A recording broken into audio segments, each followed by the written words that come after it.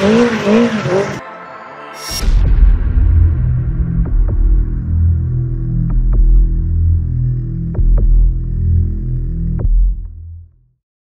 suis comme un enfant dans un candy store et en plus je peux en choisir une.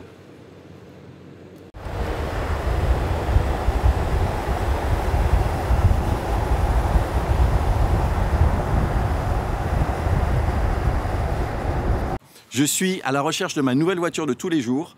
Ici, j'ai 3 candidates qui sont en fait 3 monstres. Je vais les tester avec vous, je vais les comparer. Alors, s'il vous plaît, votez en commentaire. Dites-moi la voiture que vous préférez et celle avec laquelle vous aimeriez me voir le plus.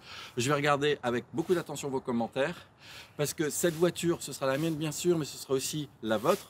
Parce que eh bien, vous suivrez ces aventures sur mes réseaux sociaux, sur mon Instagram, sur mon YouTube et vous pourrez la voir dans la vraie vie parce que je renouvelle mon rallye, le POC Tour. En 2019, j'ai été à Monaco, j'ai été en France, j'étais en Belgique, j'étais en Suisse. Donc on pourra de nouveau se rencontrer lors du POC Tour 2020 et je prendrai un max de voitures. Alors je vous fais une bataille des specs. Toutes les voitures ont un moteur V8 biturbo. 4 litres, sauf la M8, c'est du 4 litres 4. En termes de puissance, vous avez vu, ça va de 630 chevaux à 600 chevaux. Donc c'est à peu près la même chose parce qu'à ce niveau-là, 30 chevaux ne font pas la différence. Les poids, c'est 2 tonnes pour toutes, avec un petit peu plus lourde pour la RS6 qui fait 2 tonnes 150. Les vitesses max, c'est 305 km/h ou 316 km/h pour la Mercedes. Là aussi, c'est un petit peu pareil. Ce qui est étonnant, c'est le couple de ces voitures. C'est un couple énorme. Ça va de 750 Nm pour la M8, 800 pour la RS6 et carrément 900 pour l'AMG ici. La capacité des coffres, 460 litres pour la Mercedes. La M8, c'est le plus petit de tous les coffres avec 440 litres. Et en plus, il est un petit peu alambiqué, on ne peut pas mettre facilement beaucoup de choses. Et le RS6, c'est un break, donc 565 litres. C'est carrément un tiers de capacité de coffre de plus que la M8. On peut mettre plein de choses. Ça va, Jonas? Ouais, ça va.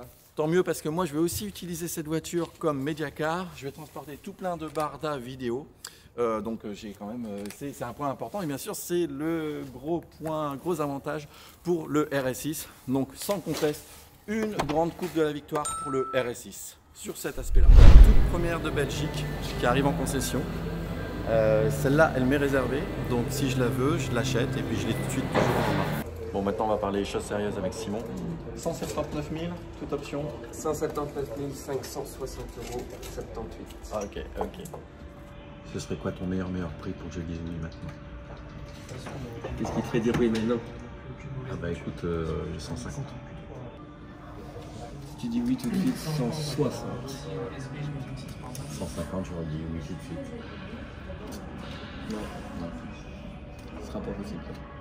Bon bah écoute, alors je vais tester la M8 compétition, je vais tester la AMG GT4 Sport. Qui peut-être me feront de l'œil aussi. Ça déjoue automatiquement. Et puis on en reparle. Ok.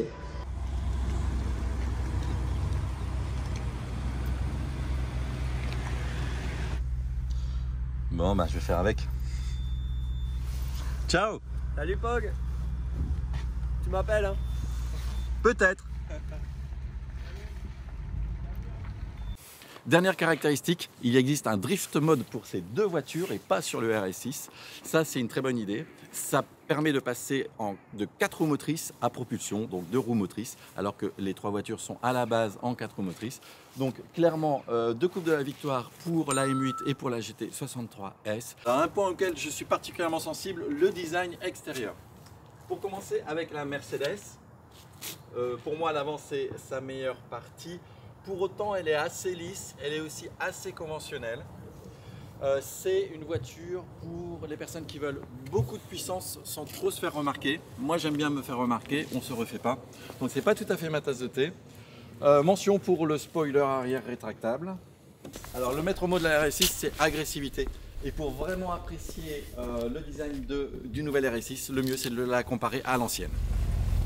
Je vais manquer ce covering, c'est ce qui va le plus me manquer dans la voiture. Alors, La partie arrière, il y a un nouveau diffuseur ici, proéminent, en carbone. Du coup, la partie arrière de ma RS6 paraît gentillette. Les ailes sont aussi plus larges ici. La voiture est élargie. Les jantes, de très belles jantes 22 pouces ici, qui sont plus petites là et avec moins de caractère. Apparition du carbone, par exemple ici avec cette lame. Il y a aussi un double toit panoramique qu'il n'y avait pas sur la précédente RS6. La face avant, là aussi c'est plus agressif. Les optiques sont différentes. Il y a même une visée laser ici. Alors voilà la clé. Il y a un scénario lumineux qui est développé. Ah, c'est chouette. Les prises d'air sont plus larges, il y a du carbone. La calandre elle-même, pareil, plus large, plus anguleuse, toujours plus agressive. Avec ici, ça permet la conduite autonome entre guillemets, même si c'est pas 100% autonome. Et la vision en fait infrarouge nocturne, c'est aussi dans cette partie-là. Et les logos sont en noir, ce qui est du plus bel effet. Et apparition d'une lame de carbone aussi devant. La M8, que dire? Elle est sublissime. Pour moi, c'est un mélange d'agressivité et de finesse qui est simplement magnifique.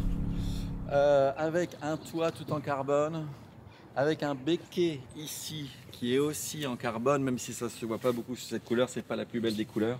J'aime beaucoup aussi cette forme qui est propre à la M. Ce qui est aussi propre à la M, ce sont les deux fois de peau. Le logo est en noir. Et l'ensemble est vraiment de toute beauté. Alors bien sûr c'est un coupé, donc c'est plus simple pour elle d'être superbe. Mais je donne la coupe du design sans hésiter à la M8. Voici mon hôtel, je suis à Deauville. Là je rentre chez moi. En fait j'ai fait le petit rallye d'une journée avec Akram. Et je rentre chez moi et mon ami Joachim m'a réservé une surprise. Salut Joachim, ça va? Ça va? Ah ouais, volontiers. Avec. Ta partie préférée, c'est l'arrière? C'est l'arrière, surtout en version competition. Alors compétition, c'est une option un cran au-dessus de M finalement. En fait, c'est une sorte de pack. Pour avoir testé les deux, c'est tout à fait une autre voiture quand ça passe en compétition. Ouais, surtout la conduite, la suspension fait tout à fait une différence. Ah d'accord. Ouais. Ok. Et le bruit. Ah ouais. Tu vas l'entendre. Ah carrément. Ah, carrément. Oui, carrément.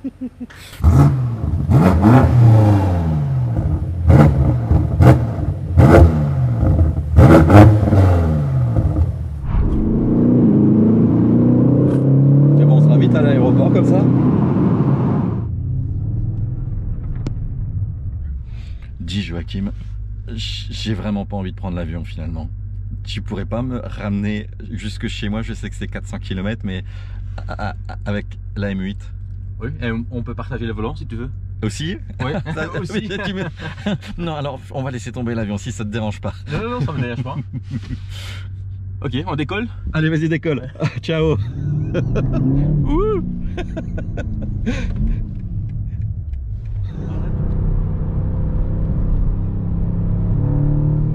Malheureusement, me voilà arrivé. Et j'ai pas senti le voyage. Bon. C'est triste, mais j'y suis. Oui. Bon, je vais devoir abandonner. J'ai eu la chance d'y goûter, mais j'aurais aimé plus, je dois te dire. C'est pas toi qui as toujours rêvé de tester une Lamborghini, une Huracan? On peut toujours changer de voiture. Eh ben, si tu veux. Non, ah oui, volontiers. Je te file mon Huracan et je la garde. Ah ok, génial. Quelques jours. Deal? Deal. Joachim, on échange. Ah voilà. Merci. C'est parti. C'est génial ça. Je peux? Vas-y. C'est vrai? Bah oui.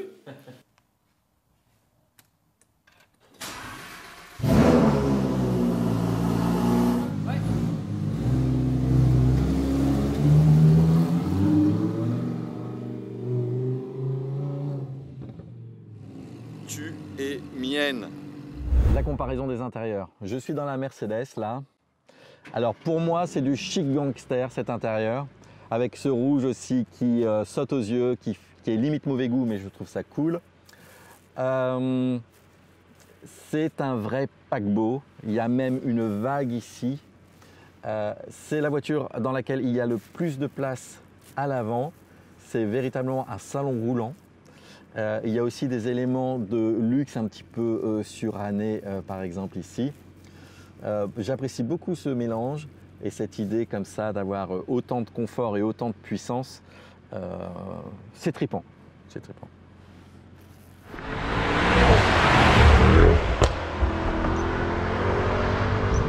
De plus sportif, on est aussi fini complètement dans toutes ces voitures. En fait, les vraies aiguilles, c'est toujours des virtual cockpits partout. Là, c'est tactile, c'était pas tactile dans la MG GT63S. Simple et efficace.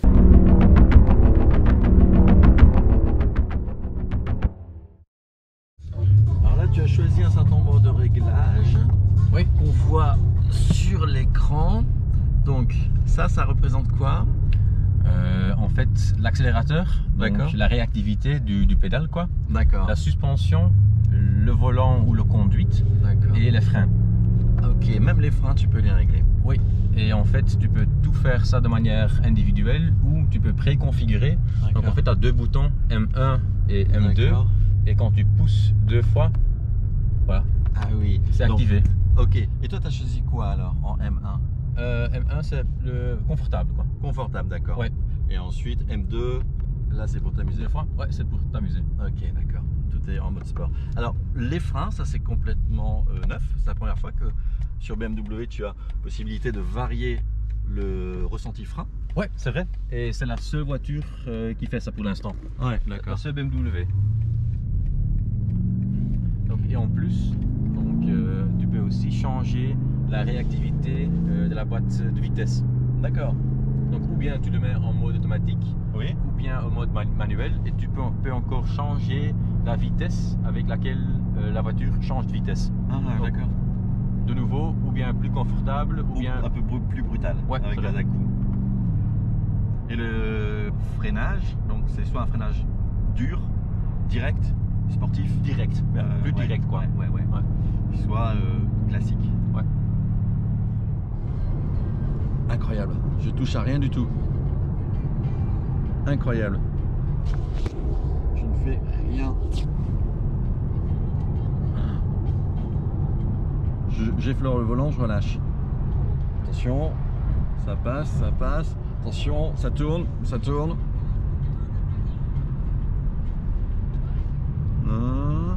Attention toi, attention, attention. Ça va, je touche à rien.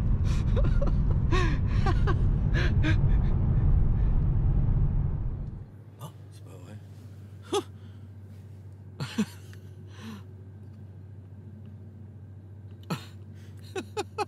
C'est pour sortir de la place, c'est ça? Ouais, c'est ça.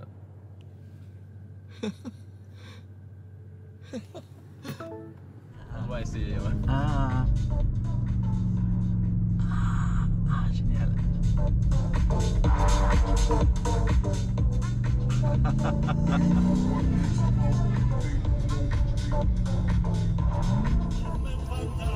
Bon, j'en ai un peu marre de la musique, mais je veux pas quitter la navigation pour autant.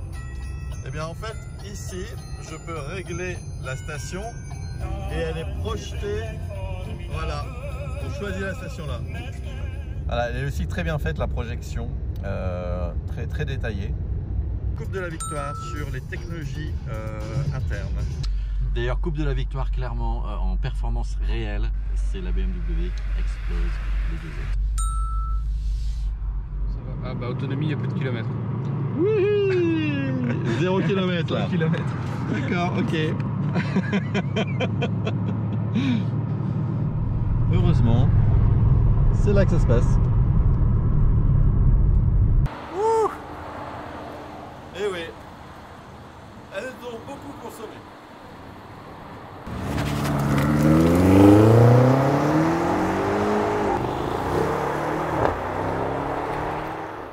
Le RS6, alors déjà, coupe de la victoire pour la place arrière pour le RS6 qui l'emporte très largement. Ici, Alcantara avec surpiqûre rouge qui rappelle la précédente RS6. Ciel de toit qui est aussi en Alcantara, c'est une option. Après, ça mélange en fait le cuir avec du simili-carbone. Là-dessus, le bouton sur le volant, le bouton magique, c'est celui-là, le bouton RS, qui change le virtual cockpit. Alors, si j'appuie une fois dessus, on passe de cette visualisation à celle-ci qui est le son aussi change, la suspension change, c'est le max de puissance, c'est le max de couple que l'on obtient et tout est plus simple pour être concentré sur la course. On rappuie une deuxième fois sur le bouton RS et là c'est le mode fun à 100% puisque le SC est à off. Et il y a aussi un système sonore qui est particulier, qui est du Bang & Olufsen. Avec, là vous pouvez voir, ce sont des enceintes qui se déploient. Alors c'est une option qui coûte vraiment cher, 8 000 €, mais ça permet un son 3D, une spatialisation qui est quand même très bien dans la voiture. Alors parmi tous ces intérieurs, personnellement, moi ce qui me fait le plus kiffer, c'est l'AMG avec cette espèce de salon hyper puissant et hyper rapide. Je trouve que c'est un concept de fou. Donc coupe de la victoire pour moi pour l'intérieur de l'AMG.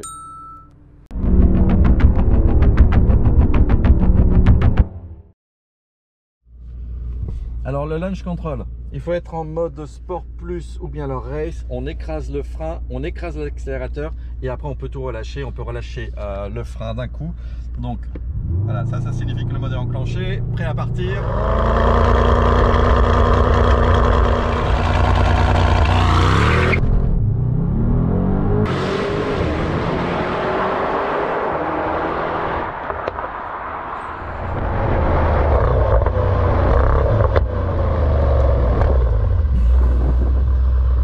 Je suis pas du tout habitué au Mercedes et puis j'apprends à découvrir et j'aime. Alors il y a des choses critiquables, mais c'est vraiment un état d'esprit qui m'enthousiasme.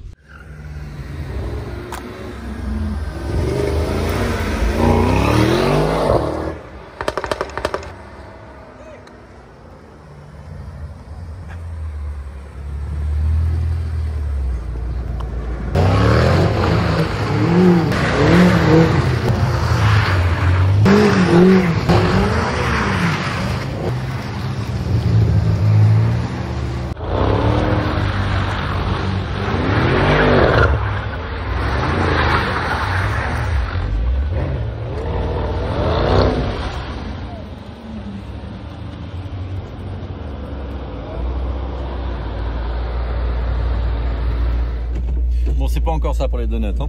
Surtout en 4 roues motrices, et il faut plus d'entraînement. Bon, c'est vraiment le meilleur des sons parmi les 3 voitures. C'est un son à l'ancienne, c'est pas un son maintenant qui sont très aseptisés.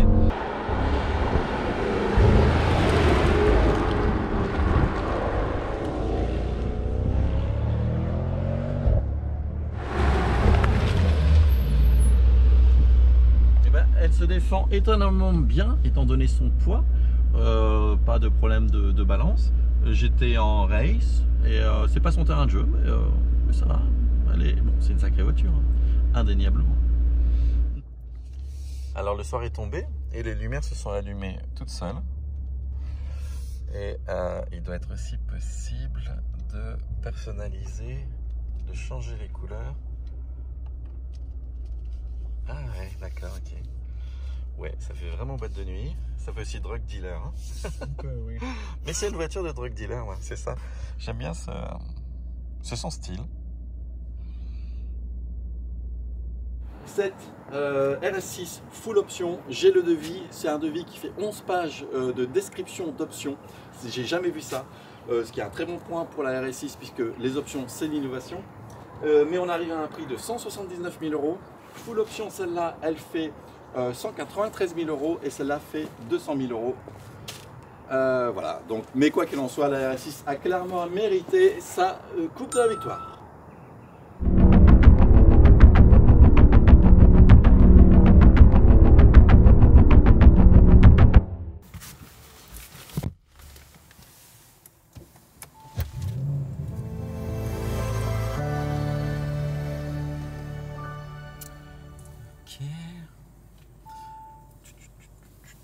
Alors je vais changer le mode, je vais passer en dynamique tout de suite. Voilà, la Liberté et RS2. Donc là, je suis en full liberté. Puis tu as la caméra en haut que tu as toujours sur le côté. Et puis tu as le fameux effet 3D où là tu vois ta voiture dans l'environnement où tu es.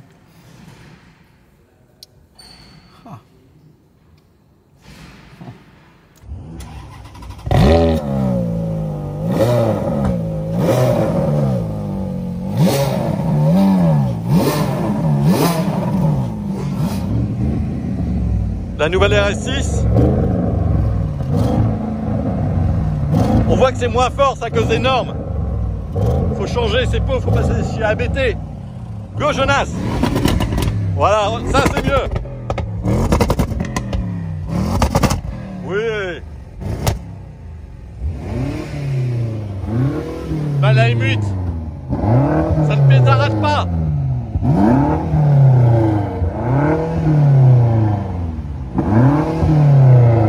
C'est à cause des réglementations.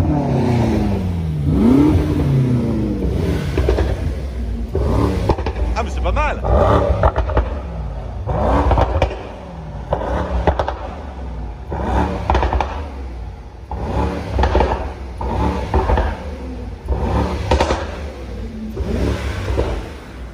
Wouh! Bon, tout ça ne vaut pas la F430. Victoire F430. Bon, et le Pogou fait encore mieux, mais j'ai pas les clés.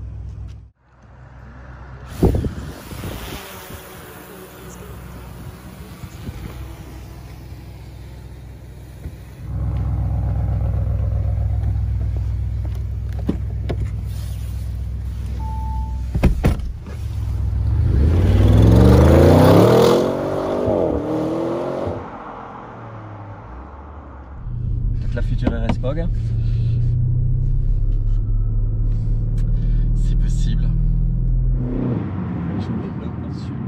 Super, regarde-moi ces voitures. Que rêver de plus, franchement.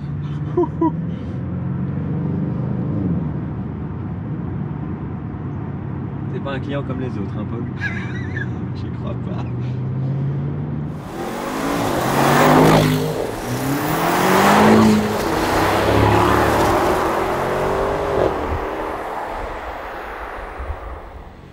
L'embarras du choix.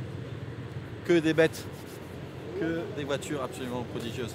Je peux pas être malheureux avec une de ces voitures, c'est pas possible. Alors on dit souvent, ouais, BMW, Audi, Mercedes, l'un fait mieux ceci que... Non, en fait, toutes les droits sur des voitures. Il n'y a pas une voiture qui est significativement moins bien sur un point que les autres. Non, c'est pas vrai. Elles sont toutes... après, ça se joue à des détails, à quelques subtilités, quoi. Et puis à des goûts. À des goûts, à une histoire, un historique aussi vis-à-vis des marques. Pourquoi est-ce qu'on a mis une marque ou une autre? Et là, on a le gratin du gratin, la perle de la perle chez BMW, chez Audi, chez Mercedes. Toute là, rien que pour moi, je suis comme un enfant dans un candy store. Et en plus, je peux en choisir une. Bon, je crois qu'on est bon. Ça tend vers l'ex-aequo, quoi. C'est ça qui est terrible. Oh. J'ai testé 3 voitures exceptionnelles. Il n'y en a pas une qui est franchement en deçà des deux autres, sur un point. Au final, c'est une question de style, mais je vais quand même donner mon podium à moi, parce qu'il faut que j'en choisisse une. La troisième en partant de la fin, c'est l'AMG GT63S. L'extérieur, c'est pas tout à fait mon kiff. Elle est certainement un petit peu moins intéressante à conduire. Son poids se sent un petit peu plus que les deux autres, qui sont magiques sur cet aspect-là, pour faire disparaître le poids. La deuxième place est occupée par la M8 compétition. Alors cette M8, c'est la plus puissante des trois. Elle laisse littéralement sur place la RS6 et la AMG GT63S. C'est bluffant de ressentir ça dans une BMW. C'est aussi la plus belle des trois à mon sens. On y est tout à fait étriqué mais confortable comme dans un ventre maternel. Et on est entouré de technologie. J'ai jamais vu une voiture aussi technologique. Je suis particulièrement attaché à cette M8 pour des raisons en fait qui sont liées à mon passé. c'est le successeur de la série 6 et ma première voiture de luxe c'était une série 6, c'était une folie à l'époque, je l'ai adorée.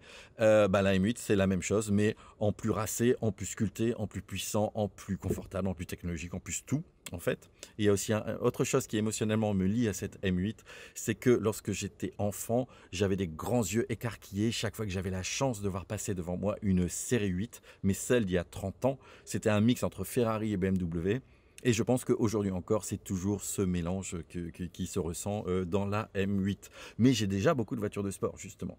Donc, la première marche du podium est détenue par donc la RS6, tout simplement parce qu'elle a plus de coffre et qu'elle est plus pratique. Cette RS6 aussi qui est enfin ce que Audi voulait obtenir avec les différentes générations précédentes de RS6, mais c'est seulement maintenant, à mon sens, qu'ils l'atteignent, parce qu'elle est vraiment fun à conduire, pas désagréable, et puis elle est badass, et puis elle est puissante. Et on oublie que c'est un break, donc ça c'est quelque chose de dingue. Mais le son par contre c'est pas ça, parce que c'est moins bien que la génération précédente, c'est plus feutré. Heureusement, à chaque problème sa solution. Il y a ABT qui a sorti sa RS6R 2020 qui a été présentée pour l'instant sous forme de dessin. Alors toutes ces voitures, franchement j'ai pris mon pied à les tester. J'ai découvert des univers de sensations que les marques nous font. C'est de ce type de haut de gamme, c'est véritablement un travail d'orfèvrerie, c'est de l'art. Je veux continuer le plaisir. Alors j'exclus la MG GT63S, mais par contre les deux autres sont des délits possibles pour moi et je vais donc faire durer le plaisir. Il y a peut-être d'autres voitures formidables à tester et pourquoi pas un SUV. Il y a certainement des monstres au niveau des SUV qui cartonnent, qui pourraient m'aller. Bon, je vais voir ça. Dites-moi ce que vous pensez de tout ça, dites-moi quel est votre style à vous et je vous écouterai comme d'habitude.